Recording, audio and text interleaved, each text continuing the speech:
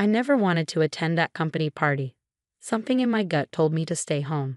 But as a junior clerk at Patterson Industries, attendance wasn't really optional. I'm Sarah Mitchell, and this is how my life changed forever in ways I never could have imagined. Growing up, I learned early that nothing comes easy. My parents died in a car crash when I was 16, leaving me to bounce between foster homes until I aged out of the system. Despite everything, I put myself through community college, working 3 jobs just to afford basic necessities. When I finally landed an entry-level position at Patterson Industries, it felt like my first real break. The company was massive, a global corporation dealing in everything from real estate to technology. I was just a small cog in the machine, processing paperwork in the HR department, but I was proud of even having my foot in the door. My direct supervisor, Linda Patterson, was the CEO's wife, and she never let anyone forget it. Linda Patterson was everything I wasn't, dripping in designer clothes, perfectly manicured, and thoroughly entitled. From day one, she seemed to take personal offense at my very existence. Maybe it was my secondhand clothes or the fact that I brought lunch from home instead of ordering from expensive restaurants like she did. Whatever the reason, she made it her mission to remind me of my place. "Sarah," she'd say, her voice dripping with fake sweetness, "be a dear and fetch my coffee. And try not to spill it this time. That cardigan you're wearing has seen enough wear already." Her comments always had an audience, and the office would fill with muffled snickers. I endured it all silently. This job was my lifeline, my chance at building something better. But everything came to a head at the annual company gala. The event was held at the Grand Plaza Hotel, the kind of place I'd only seen in magazines. I spent 3 months saving to buy a simple black dress from a department store clearance rack. It wasn't designer, but it was elegant enough. Or so I thought. The moment I walked in, Linda's sharp laugh cut through the crowd. "Oh my," she announced loudly, gesturing to her friends with her champagne glass. "Look who decided to join us. Sarah, dear, didn't you read the dress code? This isn't a funeral. That dress certainly looks like it came from one." Her friends tittered, and I felt my cheeks burn. But Linda wasn't finished. She sauntered over, her red-soled shoes clicking against the marble floor. "You know," she continued, her voice carrying across the now silent room, "some people just don't understand their place. A company gala is for people who contribute value, not poor clerks who probably spent their whole month's salary just to buy that tragic excuse for a dress." I stood there frozen as tears threatened to spill. Then my phone rang. The number was unfamiliar, but anything was better than standing there under Linda's cruel gaze. "Excuse me," I whispered, hurrying toward the hotel's quiet corridor. "Is this Sarah Mitchell?" A formal voice asked whom I answered. "Yes, this is she." "Ms. Mitchell, this is Robert Chen from Chen and Associates Law Firm. I'm calling about your uncle, James Patterson. I'm afraid he passed away last week." My heart stopped. "I'm sorry, there must be some mistake. I don't have an uncle." "On the contrary, Ms. Mitchell. James Patterson was your mother's brother. He changed his name when he started his business empire. He's been watching over you from afar all these years, and now, well, he's left you everything." The world seemed to tilt on its axis. "Everything," I whispered. "Yes, Ms. Mitchell. Patterson Industries, all its subsidiaries, his personal fortune, approximately $8.2 billion in total assets. As his sole heir, it's all yours." I gripped the wall for support. James Patterson, the founder of Patterson Industries, the mysterious recluse who no one had seen in years, was my uncle, and he left me everything. "There's more," Mr. Chen continued. "Your uncle left a letter explaining everything. If you'd like, I can have a car pick you up now to review the documents." As I ended the call, I turned to find Linda standing there, her face white as a sheet. She'd heard everything. You can't be," she stammered. I straightened my shoulders, years of suppressed confidence suddenly flooding back. "I believe you were just saying something about knowing one's place, Linda." The next few hours were a blur. Mr. Chen's car, a sleek black limousine, picked me up from the hotel. As Linda and the other party guests watched in shocked silence, I walked out with my head held high. At the law firm, I learned the full story. My mother and Uncle James had been close as children, but their parents' toxic marriage drove them apart. When James changed his name and started building his empire, he lost touch with my mother. He only learned about her death and my existence years later. He wanted to approach you, Mr. Chen explained.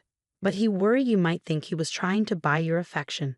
Instead, he watched over you from afar, making sure you always had job opportunities, though he never interfered directly. He wanted you to build your own strength. The letter Uncle James left me brought tears to my eyes. My dearest niece, I've watched you grow into an extraordinary woman. Despite every hardship, you've shown grace, resilience, and determination. These are the qualities that build true success, not inherited wealth or social status. I'm leaving you everything not because you need it, but because you've proven you deserve it. Use it wisely, and remember, kindness and integrity are worth more than all the money in the world. As I sat in my tiny apartment that night, surrounded by documents detailing my new reality, my phone buzzed continuously with messages from coworkers and executives who've ignored me just hours before. But one message caught my eye, an email from Linda Patterson. Sarah, I hope you can find it in your heart to forgive my behavior. I never knew. I smiled, thinking of all the times she'd humiliated me, all the coffee runs and snide comments. Tomorrow, I would walk into Patterson Industries not as a clerk, but as its owner, and I had some changes in mind. But first, I needed to understand exactly what I'd inherited. As I began going through the company files Mr. Chen had given me, I discovered something that made my blood run cold. Hidden in the records was evidence of a scheme so shocking, it would change everything again. Looking at the documents before me, I realized this was just the beginning of my story. The documents scattered across my coffee table told a story that made my newfound inheritance seem like just the tip of the iceberg. Linda Patterson and her husband, CEO Richard Patterson, had been systematically embezzling millions from the company for years. But that wasn't even the worst part. Hidden in a folder marked Project Phoenix were emails between Linda and Richard discussing my parents' accident. It wasn't an accident at all. They had discovered Uncle James's connection to my mother and were getting too close to exposing Linda and Richard's schemes. The Pattersons had arranged everything from the faulty brakes to the corrupted police report.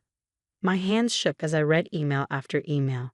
They had watched me struggle through foster care, work multiple jobs, and endure Linda's abuse, all while knowing they were responsible for my parents' death. The timestamp showed the last email was sent just hours before the gala. The next morning, I walked into Patterson Industries wearing a tailored Chanel suit, my first purchase as a billionaire. The security team, already notified of the ownership change, nodded respectfully. "Good morning, Ms. Mitchell." I headed straight to the executive floor, where I found Linda already holding court in her office. She jumped up when she saw me, her designer smile plastered on her face.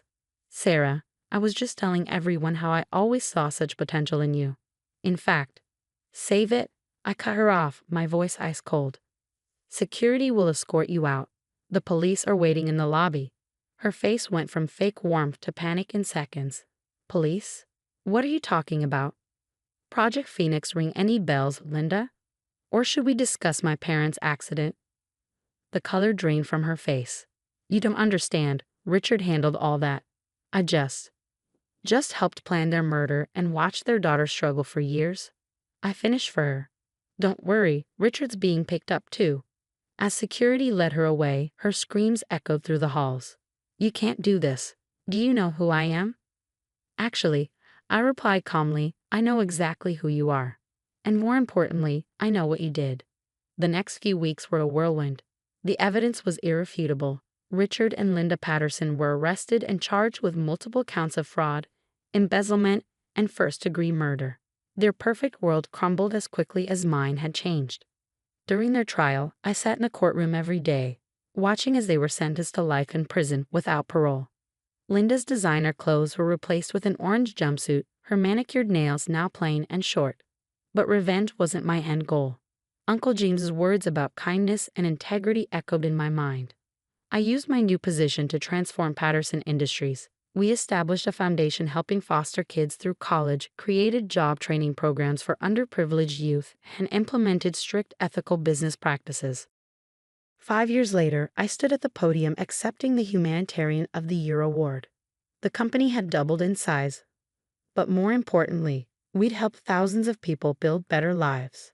After the ceremony, I visited my parents' grave, placing fresh flowers beside their headstone. "I hope you're proud," I whispered. "Everything I am, everything I've built, it's because of the strength you taught me." As I turned to leave, I noticed an elderly woman watching me. She approached slowly, tears in her eyes. Ms. Mitchell, I'm Margaret Patterson, James's and your mother's mother. Your grandmother. I froze, studying her face. She had my mother's eyes. I've wanted to approach you for so long, she continued, her voice shaking. When I heard what Richard and Linda did, I'm so sorry. I failed your mother, failed the whole family. But watching you transform the company, helping others instead of seeking revenge, you're everything your mother was and more. I thought about Uncle James's words about family and forgiveness. Taking my grandmother's trembling hand, I smiled. Would you like to get coffee? I'd love to hear stories about Mom. As we walked away together, I realized that true success isn't measured in dollars or revenge. It's measured in how we rise above our circumstances to help others. Linda and Richard had tried to break me, but instead they'd made me stronger. And now I was using that strength to break the cycle of cruelty and build something better. The clerk they'd once mocked had become not just their boss, but something they could never be, a force for positive change.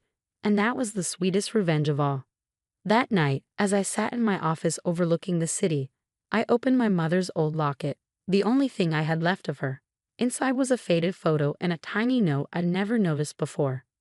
In my mother's handwriting were the words, "To my dearest Sarah, your heart is your greatest strength. Use it wisely."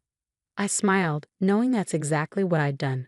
The poor clerk they tried to break had become something far more powerful than they could have imagined. Not just a wealthy woman, but a living testament to the power of resilience, integrity, and compassion.